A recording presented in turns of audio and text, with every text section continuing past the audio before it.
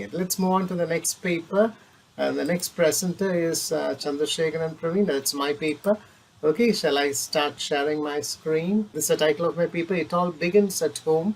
A relook at Indian independence. Now, you all know that India was ruled by Britain for almost 300 years, and we became independent in 1947.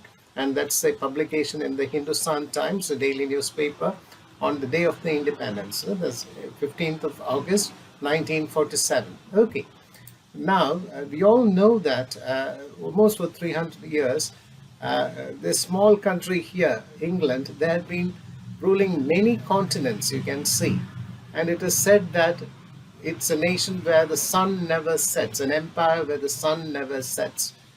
Sometimes it's daylight here, then again night here, but then throughout, at some point of time, there is sun throughout. Okay. Now, then we saw the First World War and the Second World War happening.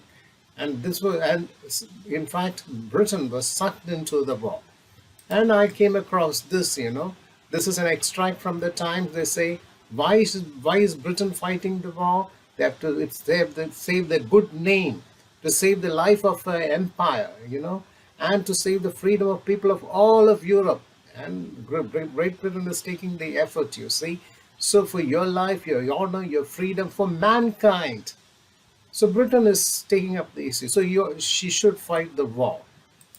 But centuries ago, Confucius said, the strength of a nation derives from the integrity of the home. If there's some problem in the home, it will reflect in your policy, everything. Okay, this is the background, and let me move on.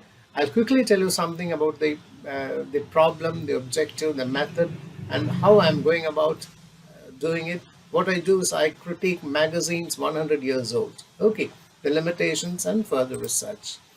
Now, this is Clement Attlee on the 15th March 1946, at the end of the Second World War, in the House of Commons. He said this: "See, India has contributed to the Second World War by fighting beside us. So many people. So don't you think it is time that we give them freedom?"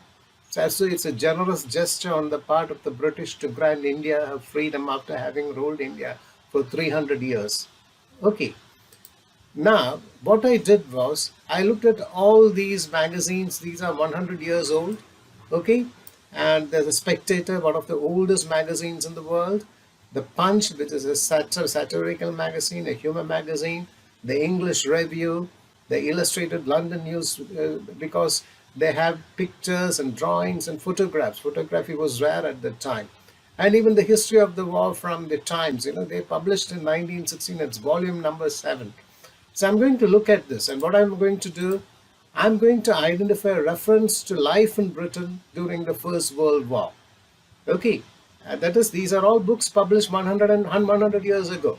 Okay, now what is my method? You all know that if you look at this graph, this was published recently, the First World War, there was a Great Depression. Now what is my method?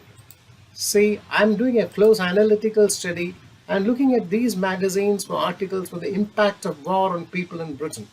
Okay, and then the impact of war on the British economy. I looked at all these. Okay, now these are what I'm going to share. There are many references, but considering the time constraint, I'm going to show only a few. The 1916 edition of the Spectator, this is had 2 short poems on a very single page. The first one, you see, these are just few lines. Peace Talk in Hospital, that's the title. The mother, 2 of my sons were slain.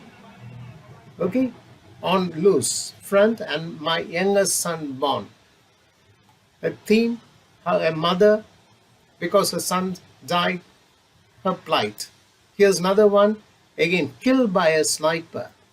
Now, to fight in war, fighting the enemies, but imagine being killed by a sniper.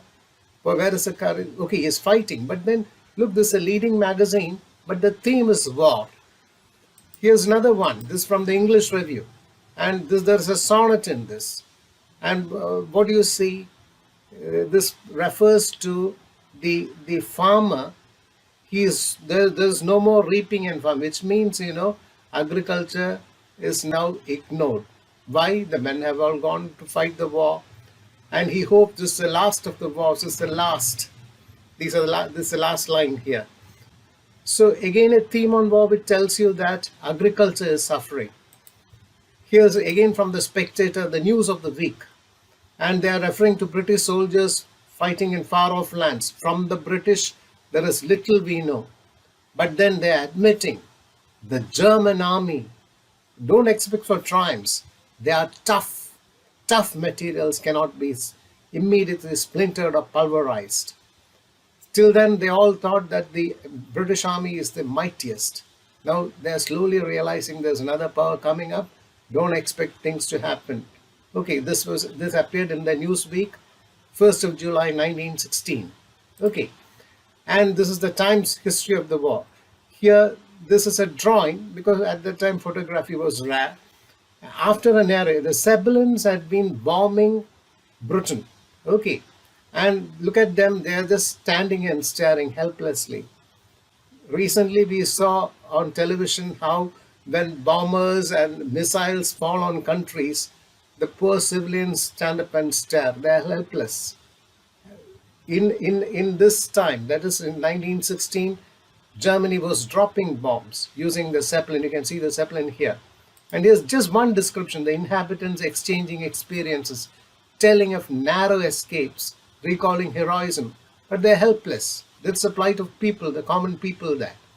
Here's another one. This is from the Illustrated London News, 8th of August, 1914. So nuns, they are taking up a role in the Red Cross. And it's a very significant statement. The most inspiring work associated with warfare, namely the merciful task of women who tend the wounded. They've suddenly, men have gone to fight the war, but they need women to serve as nurses. So you see, the whole country is getting immersed in war. And you know how war can affect the economy. Okay, now here's another one. This is from the Punch, published in the year 1915, February. This little girl is asking, Mother, if I had wings, I would have gone and bombed the Germans. That means by this drawing, it tells you it's a middle class family, definitely. And you see the girl, even children have realized what it means when being bombed by another nation. Here's another one. You see this lady, now she is in the field because the men have all gone. They have all gone to fight the war. Here's another one. This is again maybe not, it's a lower middle class family, but then this lady is reading out the news and saying the Armageddon is happening. In next April you can help. That these are all people, lives of people, common man, and then they're realizing our situation is hopeless. Okay. So I've just showed you just a slice of mine, not the everything, just a few. Now there are limitations, I admit, because magazines from which I've used as a primary source, they cater to popular taste. So, and I did not use the normal tools employed by historians to arrive at historical truth. What I'm trying to show is even during the First World War, the things are so bad, the economy was badly hit, the life of people had affected. So further research, what you can do is you can check these findings, my own findings, you can cross-check with other documents. I've tried to show even during the First World War, Britain was in dire straits. The Second World War, terrible. And then they started granting independence to colonies. Now this is what I found out 3 days back. I was looking for, and then I came across the Wall Street Journal, 100 years, 100 legacies. A historian says that the decline of UK started during the First World War itself. This is a historical study, and it's available in this website. But what I did was I looked at literary works, I looked at magazines to come at this truth. But they have referred to official documents, and even they also say the real reason for the decline started from the First World War. And I was also trying to say, because when everything is bad at home, you can't think of the future for it. So these are a few references. The order in which I've looked at Spectator, the Times of War, History of War, the English Review, Illustrated London News, and Punch. There are many more in my paper, almost 10 or 12 references are there. Please read my paper, you'll get a complete idea. Okay, so this is an acknowledgement. Where did I get these books from? I worked in this particular college which is over 100 years old. And they have books and magazines which are 100 years old. These are all imported from it. Remember, there were faculty who were British. So they had books. I had done a minor research project. I could access these books, which are antique books. And from there, so I would like to thank the University Grants Commission, which has helped me write this paper. Okay, thank you so much. Thank you. Any questions? Hello. Feel free to ask. Any clarifications? No? Hello. Oh, yes, please, please. Hello. Yes, please ask. I'm Felicia. I'm from Romania. I think your presentation is so interesting, and your picture it was so suggestive. Have so suggestive message. I'm thinking, and please answer me. In your opinion, what do you think the people for all the world can lesson? Because the facts in history, it's important for our present. Okay. Well, I'll tell you. To the Second World War, during the First World War, the economy was in trouble. But then they were drawn into the Second World War, and they had simply to survive. And where do you get the money from? So what they did was they made the Indians, even Indians, more than 1 million Indians fought in the World War, Second World War, beside the British. Look at the common man. What do they ask? So it showed how agriculture was not happening, economy was in shambles, buildings were bombed. When people suffer, will they ever think of an empire?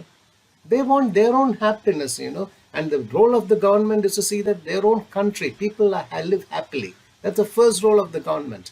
Then you can think of expansionist policies. But Britain, for 300 years only thought about imperialism, expansion, and so on.